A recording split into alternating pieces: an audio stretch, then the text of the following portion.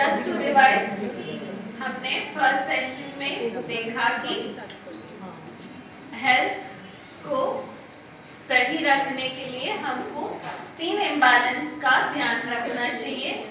पहले तो है ग्लूकोज का बैलेंस रखना चाहिए, हार्मोन्स को अपने शरीर में बैलेंस्ड रखना चाहिए और माइक्रोब्स को बैलेंस में रखना चाहिए।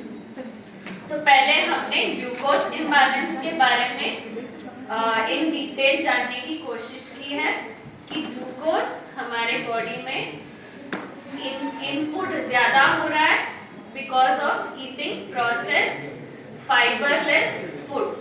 गेहूँ, चावल और शुगर, मैदा जैसे चीज़ों को खाने से हमारे शरीर में बढ़ जा रहा है ग्लूकोज लेवल्स, और on the other hand output बहुत कम हो गया है। हम एनर्जी यूज़ करके बर्न कर नहीं रहे ग्लूकोज को, तो इसकी वजह से ब्लड ग्लूकोज लेवल्स बढ़ जा रहे हैं और ग्लूकोज ज़्यादा होने से उसको बॉडी फैट में कन्वर्ट करके ओबेसिटी बना देता है, उसको कोलेस्ट्रॉल में कन्वर्ट करता है, उसी के कारण डायबिटीज़ हो रहा है, हार्ट अटैक्स हो रहा है, स्ट्रोक हो रहा है। ऐसे सभी लाइफस्टाइल डिसीजेस हमको बहुत सारे देखने को मिल रहे हैं। तो नेक्स्ट हमको देखना है कि ये ग्लूकोज इम्बैलेंस की रीजंस तो हमने देख लिया, पर उसको सेट राइट कैसे करना है। तो खाना क्या चाहिए हमको, तो हमने ऑलरेडी देखा कि जो कारण है फाइबर न होने से गेहूं और चावल जल्दी जल्दी ग्लूकोज हमारे ब्लड में पहुंचा देता है।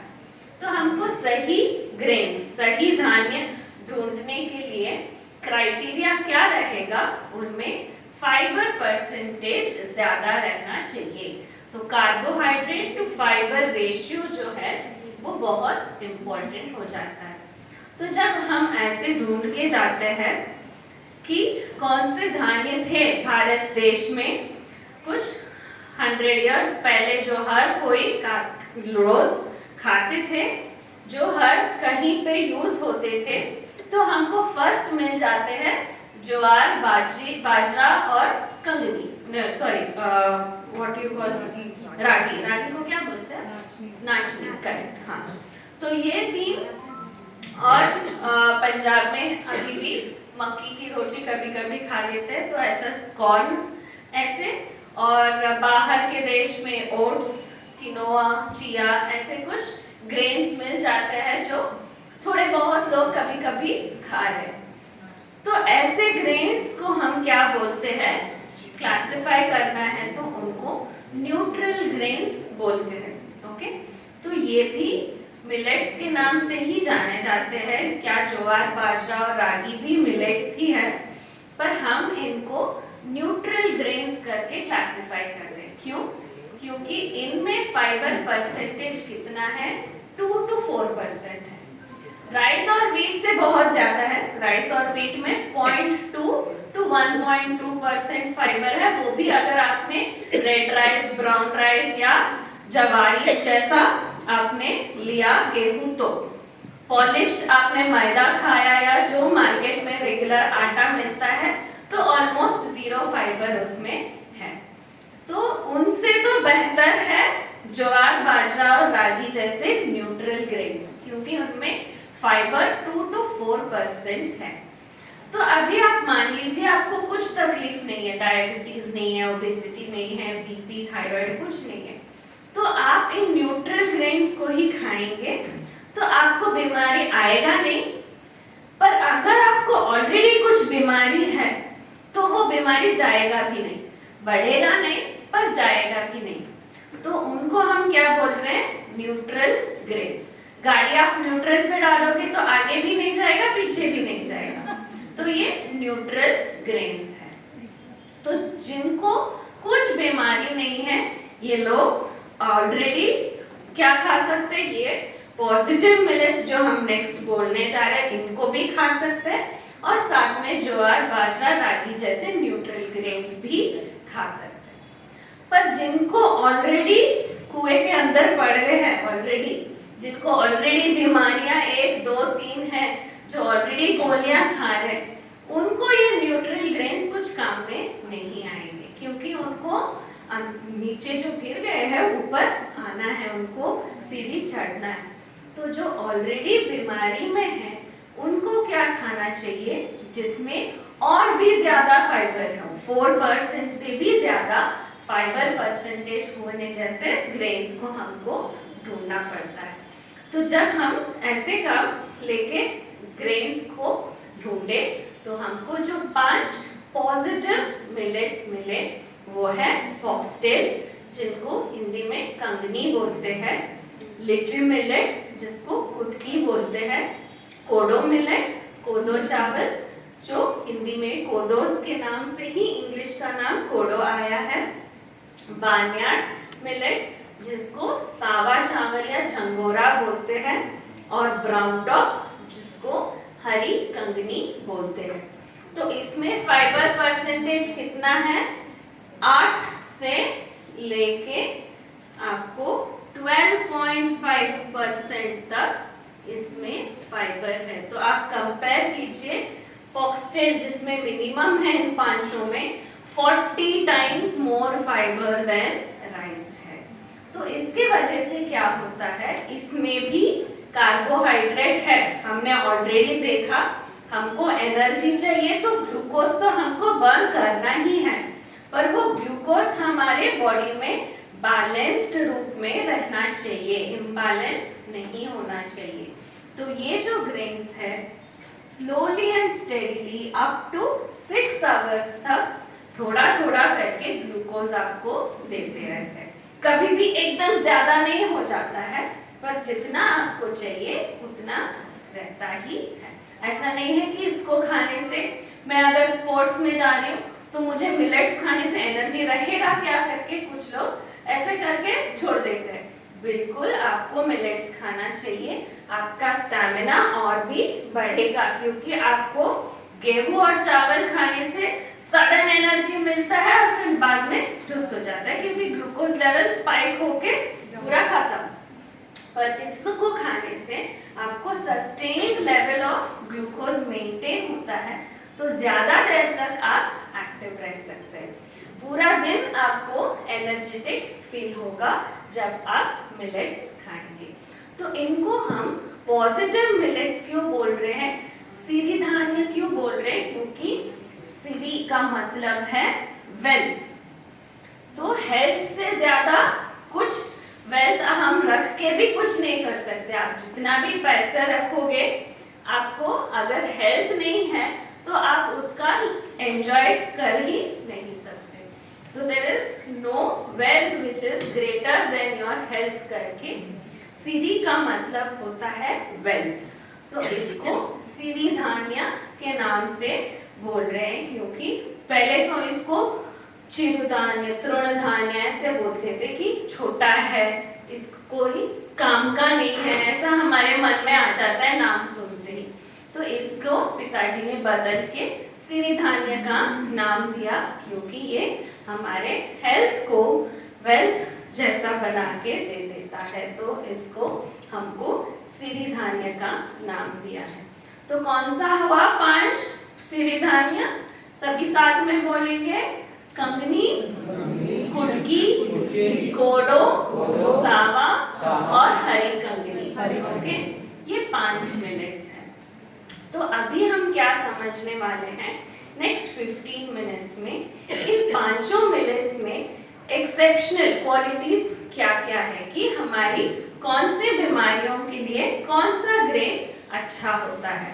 ओके, तो ये समझना जरूरी है। ऐसा नहीं है कि ये सिर्फ डायबिटीज के लिए अच्छा है, एक एक में एक एक विशेष गुण है जो हम अभी समझने जाएंगे। ओके, तो फॉक्सटेल मिलेट पहले समझते हैं, जो कंगनी बोलते हैं, ये येलो कलर में रहता है।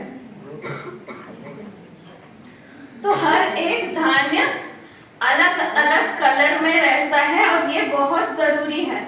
अगर आपको सारे मिलेट्स व्हाइट कलर में दिख रहे तो ये पॉलिश्ड मिलेट्स हैं और इसको खाने की कुछ फायदा नहीं रहेगा।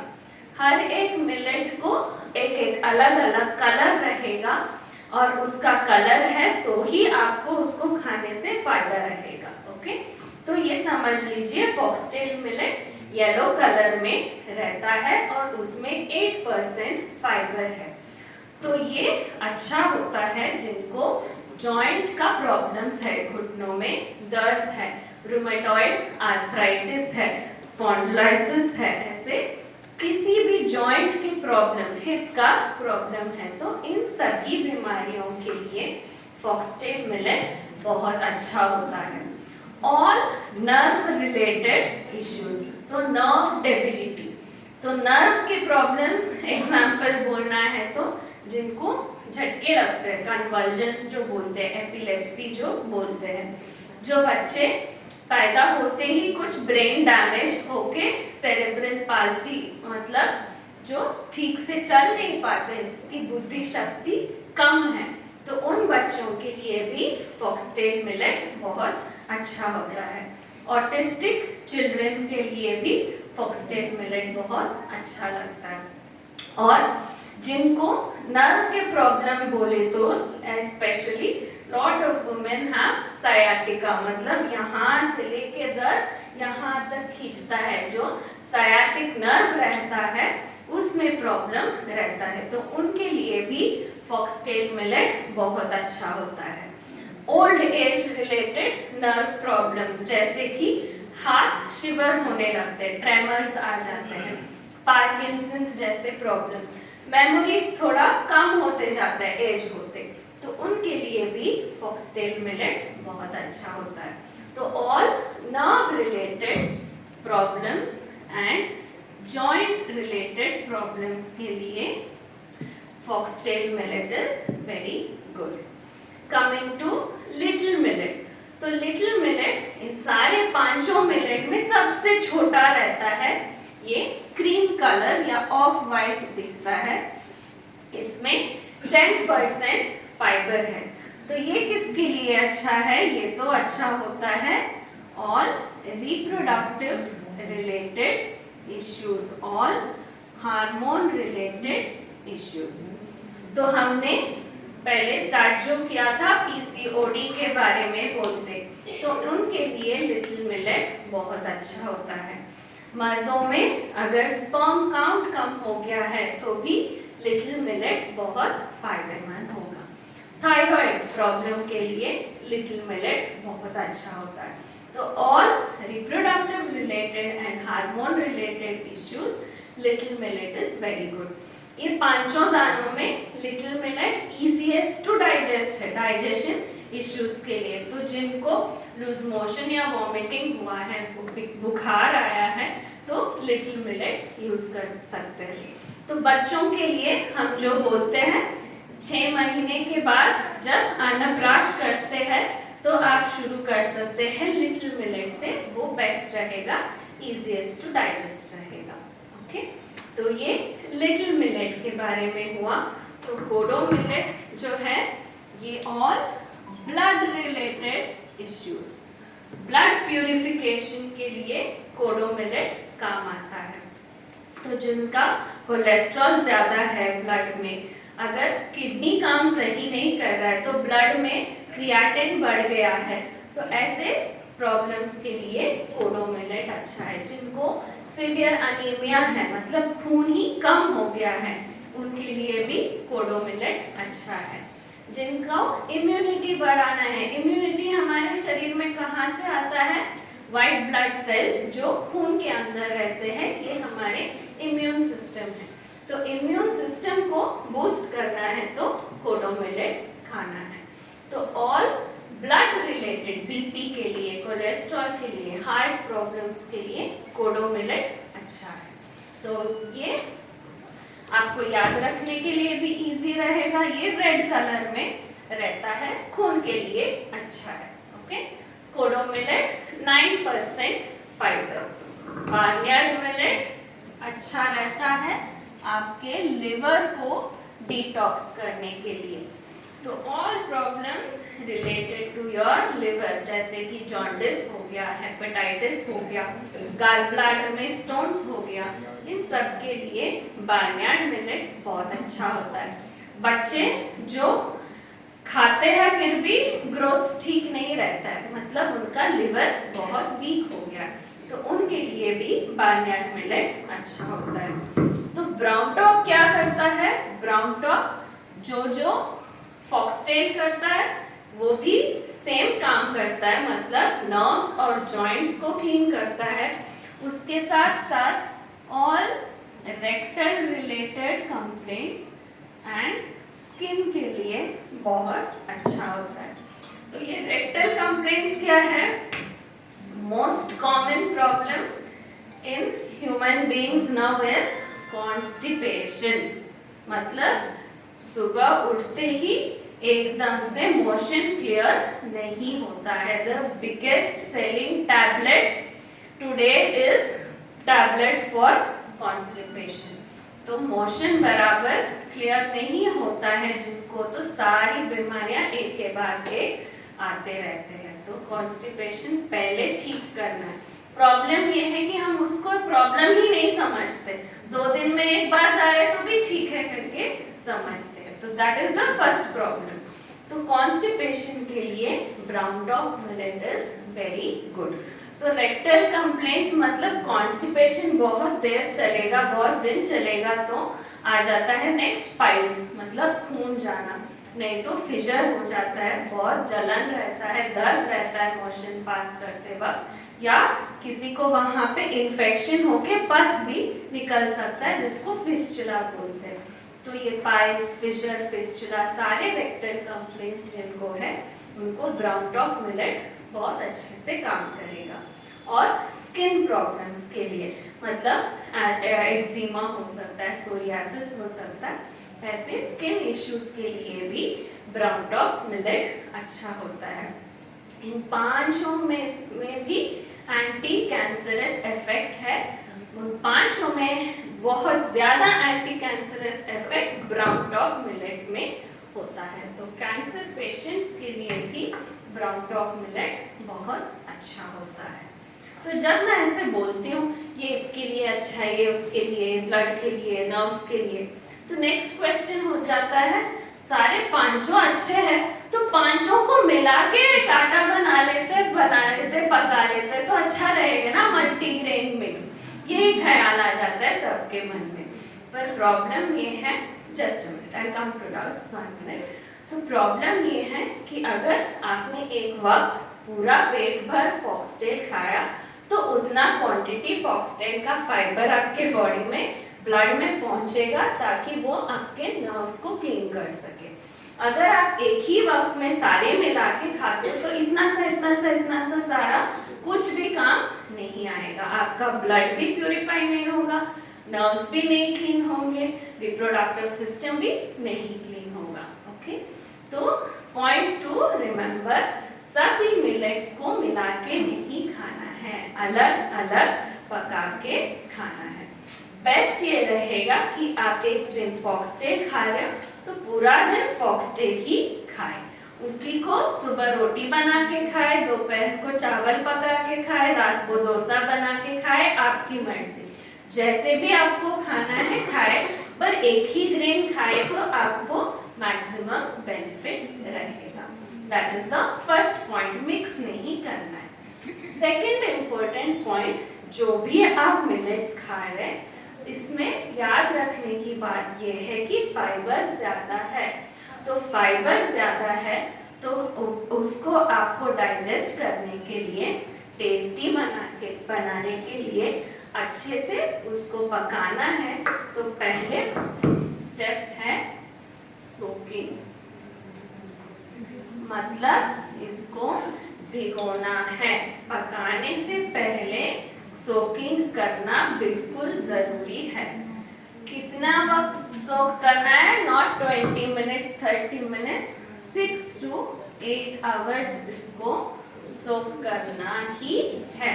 आपने सोक नहीं किया तो मिलेट खाओ ही नहीं, सोकिंग किया है तो ही मिलेट खाना है। इसमें फाइबर जो है, गेहूं और चावल में क्या होता है, बाहर के एक लेयर में ही फाइबर रहता है, जो 0.2% है वो भी बाहर के लेयर में है। आपने इस छिलके को हटा दिया तो अंदर सिर्फ कार्बोहाइड्रेट है। पर ये 5 मिलेट में ऐसा है स्ट्रक्चर कि अंदर से लेयर लेयर में फाइबर है, कार्बोहाइड्रेट है, फाइबर है, कार्बोहाइड्रेट है। तो इस स्पेशल डिजाइन के वजह से ही ग्लूकोज रिलीज स्लोली हो रहा है। तो अंदर तक ये पकना है तो आपको इसको 6 to 8 आवर्स सोकिंग करना ही है। तो बहुत लोगों के मन में ये है कि मिलेट्स खाने से हीट होता है बॉडी में, तो इसको सिर्फ विंटर में खा सकते हैं, समर में नहीं खा सकते। तो ये बात गलत क्यों है? क्योंकि अगर ये सही है, अगर आपने सोकिंग नहीं किया तो ये गर्मी करेगा बॉडी में, क्योंकि आपने बाहर सोक नहीं किया तो अंदर जाने के बाद ये पानी को खींचता रहेगा अपने आपके बॉडी के अंदर से, तो आपको हीट लगेगा, क्योंकि आप उतना कॉम्पेंसेट करने के लिए पानी नहीं पिएंगे, तो आपको हीट लगेगा।